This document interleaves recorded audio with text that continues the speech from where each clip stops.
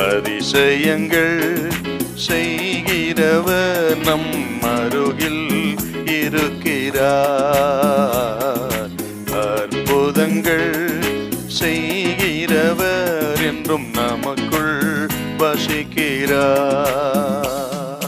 யாத்திராகமம் 2ஆம் அதிகாரம் 14வது வசனத்தை வாசிக்க கேட்போம். அதற்கு அவன், எங்கள் மேல் உன்னை அதிகாரியாகவும் நியாயாதிபதியாகவும் ஏற்படுத்தினவன் யார்? நீ எகிப்தியனை கொன்று போட்டது போல என்னையும் கொன்று போட நினைக்கிறாயோ என்றான். அப்பொழுது மோசே காரியம் நிச்சயமாக வெளிப்பட்டது என்று பயந்தான். மோசே பெரியவனான காலகட்டத்திலே தன் சகோதரரை சந்திக்கும்படியாக வெளியே வராரு அரண்மனையிலேருந்து. அங்கே ஒரு எகிப்தியன் இன்னொரு எபிரேயனை அடிக்கிறத பார்க்குறார். பார்த்து அங்கே இங்கே பார்த்து எகிப்தியனை வெட்டி கொன்று புதைத்து போட்டார். சில நாட்கள் கழித்து மறுபடியும் வரும் பொழுது ஒரு எபிரேயனும் இன்னொரு எபிரேயனும் இஸ்ரவேலர் 2 பேரும் சண்டை போடுறான்.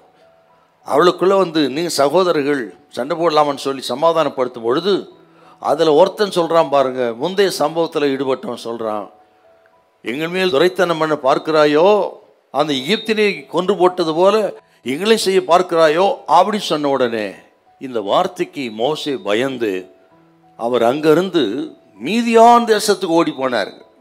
மீதியான் தேசத்தில் 40 வருஷம் எத்ரோவின் ஆடுகளை மேய்க்கிறவராக அங்கே இருந்தார். இருந்து எத்ரோவின் மகளை விவாகம் பண்ணி பிள்ளைகள் பிறந்தார். அப்படி மீதியான் தேசத்துக்கு ஓடி போய் 40 வருஷம் அங்கே இருந்தார். அந்த காரியத்தை சொல்லும் போது தான் இப்போ சொல்கிறாருங்க, அப்போஸ்தலர் 7:25, தன்னுடைய கையினாலே தேவன் தங்களுக்கு ரட்சிப்பை தருவார் என்பதை தன்னுடைய சகோதரர் அறிந்து கொள்வார்கள் என்று அவன் நினைத்தான். அவர்களோ அதை அறியவில்லை.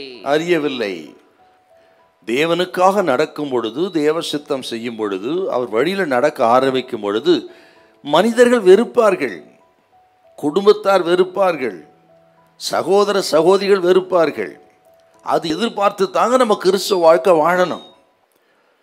நீங்கள் ரட்சிக்கப்பட்டு ஆண்டவருடைய பிள்ளைகளாய் மாறி கர்த்தருடைய பிள்ளைகளாய் இருந்தால் ஆண்டவர் சொன்ன வார்த்தை, உலகம் உங்களை பகைக்கும்.